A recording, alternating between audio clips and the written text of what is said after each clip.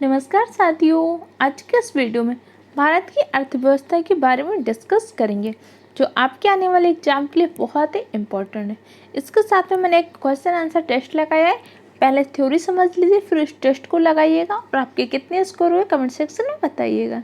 तो चलिए अपनी क्लास को स्टार्ट करते हैं। हो चुका आगाज लड़का, युग बदलने की तैयारी, जीत उसी की होगी जिसका संघर्ष जारी। लगातार मेहनत करिए, अथक परिश्रम करिए, अपना अपने माँ बाप का सपना पूरा करके दिखाइए। भारत में किस प्रकार की अर्थव्यवस्था है? तो भारत में हमारी कैसी अर्थव्यवस्था है? मिश्रित अर्थव्यवस्था है। मिश्रित अर्थव्यवस्था का तात्पर्य क्या होता है? हमारे यहाँ पे पूंजीवादी और समाजवादी दोनों अर्थव्यवस्था को मिक्स करके बनाया गया है। कुछ जगहों पे हमने जैसे निजी सेक्टर को भी दिया और कुछ चीज़ें हमने सार्वजनिक सेक्टर को भी दिया। तो दोनों चीज़ों का कंपाइलेशन करके हमारे भारत की अर्थव्यवस्था को बनाया गया है। वित्तीय अर्थव्यवस्था में किसका सह अस्तित्व होता है? सार्वजनिक और निजी दोनों क्षेत्रों का सह अस्तित्व होता है। क्लोज्ड इकोनॉमी मतलब बंद अर्थव्यवस्था क्या होती है? बंद अर्थव्यवस्था से तात्पर्य उस अर्थव्यवस्था से होता है जिसमें ना ही निर्यात हो रहा हो ना ही आयात हो रहा हो। निर्यात में क्या होता है? हम चीज़ों को भेजते हैं। जैसे कोई भी चीज़ हम बाहर भेज रहे हैं, दूसरे देशों में भेज रहे हैं, तो हम क्या कर रहे हैं? निर्यात कर रहे हैं। अगर हम दूसरे देशों से चीज़ें मंगा रहे हैं तो क्या हो रहा है? आयात हो रहा है। जैसे अभी हाल ही में एक रिपोर्ट आई जिसमें क्या हो रहा है? हमारा सर्वाधिक व्यापार किसके साथ होता है? चाइना के साथ, उसके बाद यूएसए के साथ। लेकिन सर्वाधिक हम लाभ में किसके साथ हैं? तो सर्वाधिक लाभ में यूएसए के साथ, क्योंकि यूएसए के साथ हमारा निर्यात ज़्यादा है, आयात कम है। जबकि चाइना के साथ क्या है? हमारा आयात ज़्यादा है, निर्यात कम है। जिस देश के साथ हमारा निर्यात अधिक होगा उस देश के साथ व्यापार में हम लाभ की स्थिति में होंगे। जिस देश के साथ हमारा आयात अधिक होगा तो उस देश के साथ व्यापार में हम कैसे होंगे? घाटे की स्थिति या हानि की स्थिति में। तो आपको क्या पॉइंट समझ में आया? निर्यात। निर्यात का मतलब क्या होता है? अपने यहाँ से चीज़ें हम भेज रहे हैं, मतलब अपनी चीज़ें हम दूसरे देश में बेच रहे हैं। जब अपनी चीज़ें बेचेंगे तो हमें तो लाभ होगा, क्योंकि हम तो अपने दामों में बेच रहे हैं, जितना हमें प्रॉफिट चाहिए हम ले रहे हैं। जब दूसरे देशों से मंगा रहे हैं तो हम क्या कर रहे हैं? अपना धन भी उनसे दे रहे हैं और बहुत महंगा दे रहे हैं समझने के लिए। तो क्या होगा? हम घाटे में होंगे। क्लियर हो गया? समझ में आ गया? कोई कन्फ्यूजन कमेंट सेक्शन में पूछ लीजिए। भारत की कुल श्रम शक्ति का लगभग कितना % भाग कृषि में लगा है? हमारे यहाँ पे लगभग 52% भाग कृषि में लगा हुआ है। लेकिन उसके बाद भी हमारे यहाँ पे क्या है? कृषि क्षेत्र में जुड़े होने के पश्चात भी उतना उत्पादन नहीं है। जैसे गेहूं उत्पादन में चाइना नंबर 1 है, बहुत सारी चीज़ों में चाइना नंबर 1 है, जबकि उसके यहाँ पे इतने परसेंटेज क्या है? उस पर नहीं है। तो हमारे यहाँ पे कृषि में क्या है? प्रचंड बेरोजगारी पाई जाती है। प्रचंड बेरोजगारी का तात्पर्य क्या होता है? एक टाइम आता है कि उसमें सब मतलब जुटे रहते हैं, पूरा घर परिवार, लेकिन काम तो एक ही व्यक्ति का होता है वैसे अगर रोजगार के अकॉर्डिंग देखा जाए। लेकिन कृषि क्षेत्र में क्या होती है? प्रचंड छिपी हुई बेरोजगारी होती है। जैसे मान लीजिए अभी कुछ टाइम पहले बात क्या हो जाएगा? गेहूं कटाई का मौसम आ जाएगा। अब जब गेहूं कटाई का मौसम आ जाएगा तो परिवार में जितने भी सदस्य हैं सब जाके गेहूं कटाई में लग जाएंगे। या कई बार खरपतवार निकालने के लिए निराई वगैरह होती है, उसमें पूरा परिवार लग जाता है। लेकिन उससे कितने के रोजगार? रोजगार तो सिर्फ एक को उपलब्ध हो पा रहा है ना। उससे जो प्रतिभा आय प्राप्त हो रही है सिर्फ एक व्यक्ति कितनी प्राप्त हो रही है। इसीलिए कृषि में क्या है? हमारे प्रचंड बेरोजगारी है। अदृश्य बेरोजगारी क्या होती है? या छिपी हुई बेरोजगारी क्या होती है? जब सीमांत भौतिक उत्पादकता शून्य हो, मतलब जो उतनी उत्पादकता होनी चाहिए उतनी उत्पादकता न हो, बहुत कम हो।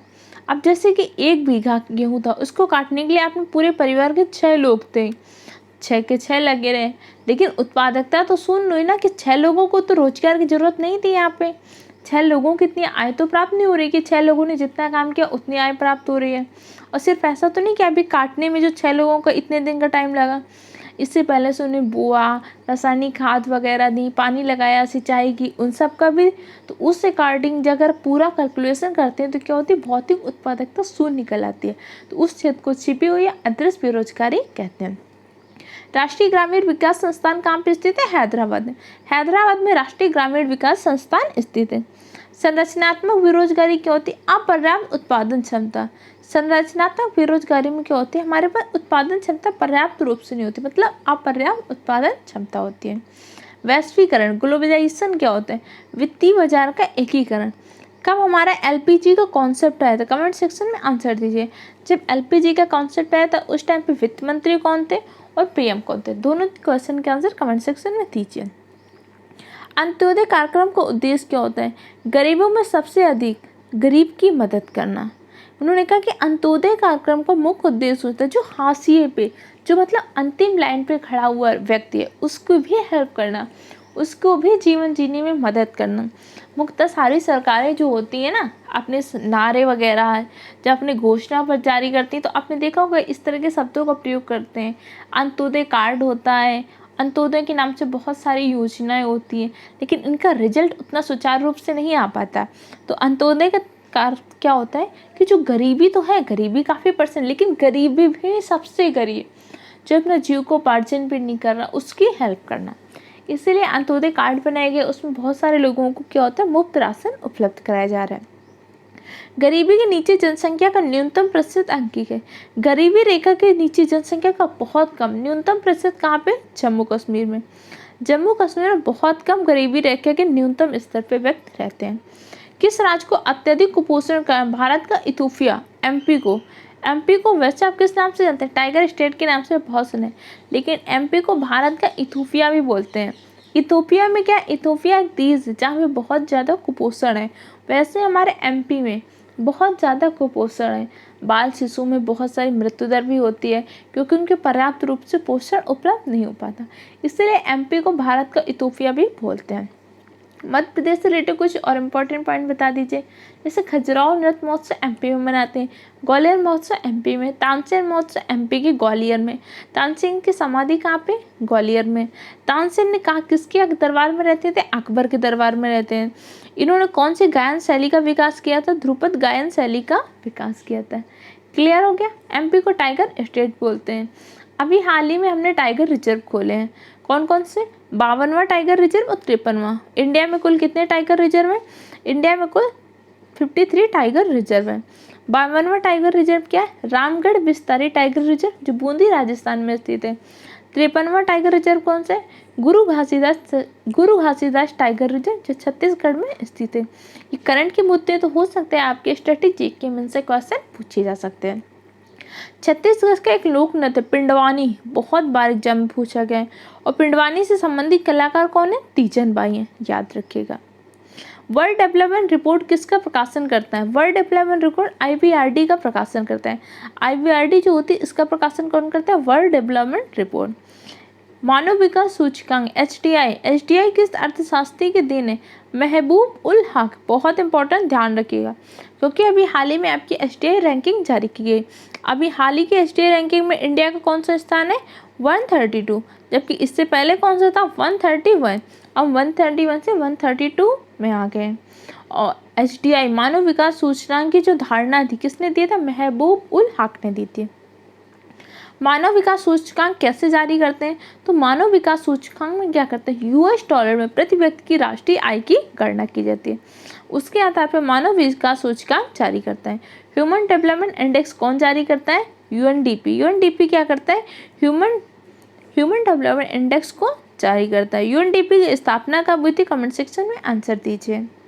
यूएनडीपी की मानव विकास रिपोर्ट में भारत को किस श्रेणी में रखा गया है? मध्यम मानव विकास श्रेणी में।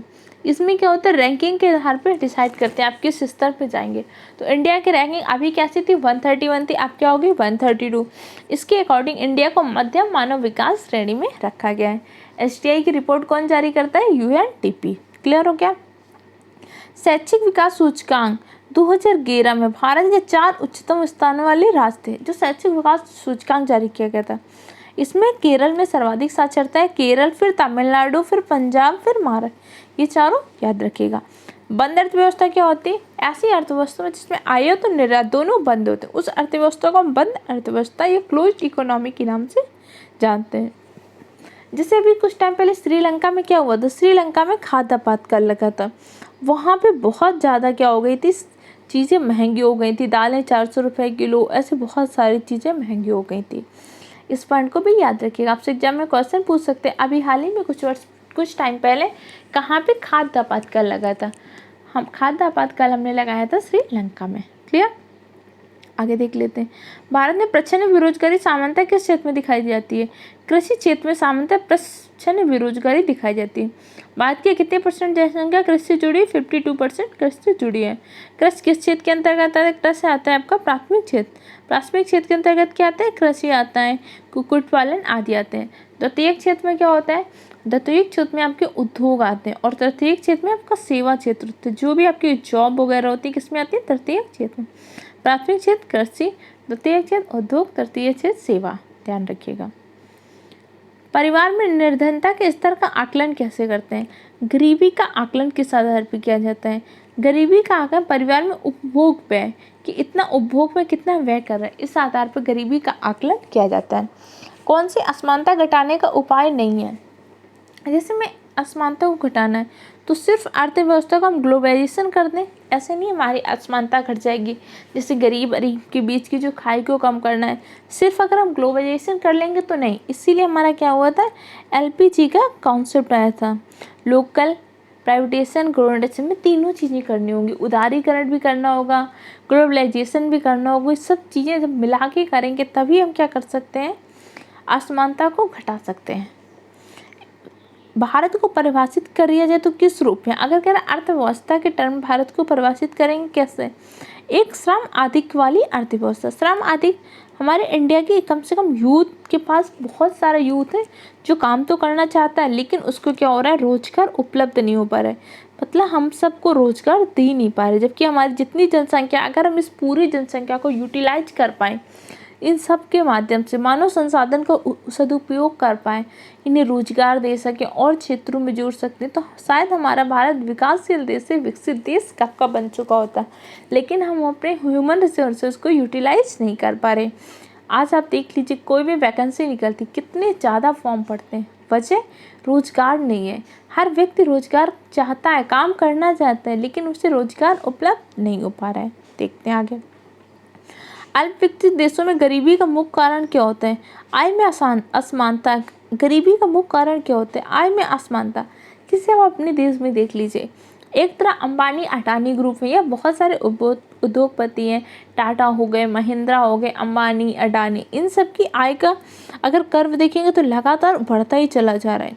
जबकि एक सामान्य वर्ग, निम्न वर्ग का देखेंगे तो उसका आय का कर्व बढ़ने के बजाय और घटता चला जा रहा है, क्योंकि जब से कोविड आया उसकी इकोनॉमी और घट गई और भी लोगों को रोजगार नहीं उपलब्ध हो पा रहे। जब रोजगार नहीं उपलब्ध हो पा रहा है तो क्या बचत तो कर ही नहीं पा रहा है, आय में वृद्धि तो बहुत दूर की बात है, वो अपना जीवन निर्वाह नहीं कर पा रहा है। तो आय में असमानता एक गरीबी का बहुत बड़ा कारण है। हरित सूचकांक को किसने विकसित किया था? संयुक्त राष्ट्र पर्यावरण कार्यक्रम के द्वारा हरित सूचकांक को विकसित किया गया था। भ्रष्टाचार से लड़ाई के लिए कौन सा केंद्रीय सतर्कता आयोग का गठन किया गया? केंद्रीय सतर्कता आयोग के अध्यक्ष कौन है? विजय सांपला जी हैं। मानव विकास सूचकांक में शामिल नहीं किया जाता। सामाजिक असमानता को मानव विकास सूचकांक में शामिल नहीं किया जाता। भारतीय अर्थव्यवस्था के उदारीकरण का अग्रदूत किसको कहा जाता है? उदारीकरण का अग्रदूत कहा जाता है डॉक्टर मनमोहन सिंह को। जब LPG का कॉन्सेप्ट आया था उस टाइम पे हमारे वित्त मंत्री थे डॉक्टर मनमोहन सिंह ने। डॉक्टर मनमोहन सिंह के टाइम पे हमारी GDP में बहुत अच्छी ग्रोथ हुई थी, इसीलिए उदारीकरण का अग्रदूत भी डॉक्टर मनमोहन सिंह को कहा जाता है। मानव विकास सूचकांक किसने बनाया था या कौन जारी करता है? UNDP। तेंदुलकर समिति का संबंध किससे है? तेंदुलकर समिति का संबंध गरीबी रेखा से। और तेंदुलकर समिति ने भारत में गरीबी रेखा के नीचे की जनसंख्या का प्रतिशत कितना आकलित किया था? 37.2%। किस अर्थव्यवस्था में क्षेत्रों को सार्वजनिक और निजी आधार पर वर्गीकृत किया जाता है? उद्यमों का स्वामित्व के आधार पर। उद्यमों का स्वामित्व के आधार पर कैसे? अगर कोई प्राइवेट सेक्टर है तो उसमें पूरा स्वामित्व एक व्यक्ति के पास होगा, सरकार के उसमें कोई हिस्सेदारी नहीं होगी। लेकिन सार्वजनिक क्षेत्र में क्या होता है? मेंटेनेंस मतलब मैनेजमेंट का काम तो निजी सेक्टर करता है, लेकिन उसमें सरकार की भी क्या हिस्सेदारी होती है, उसे हम बोलते हैं सार्वजनिक क्षेत्र। तो आज की वीडियो में हमने इतना ही डिस्कस किया। नेक्स्ट वीडियो में भारत की राष्ट्रीय आय के बारे में, उसके बाद पंचवर्षीय योजनाओं के बारे में, साथ ही आपके कुछ इंपॉर्टेंट जो फुल फॉर्म होते हैं, जैसे पिछली बार फेमा का पूछा गया तो और भी कुछ, उन सब चीज़ों के बारे में डिस्कस करेंगे। वीडियो को लाइक कीजिए, चैनल को सब्सक्राइब कीजिए, अपने दूसरे फ्रेंड के साथ शेयर कीजिए और अपना फीडबैक कमेंट सेक्शन के द्वारा दीजिए। चलिए मिलते हैं नेक्स्ट क्लास में।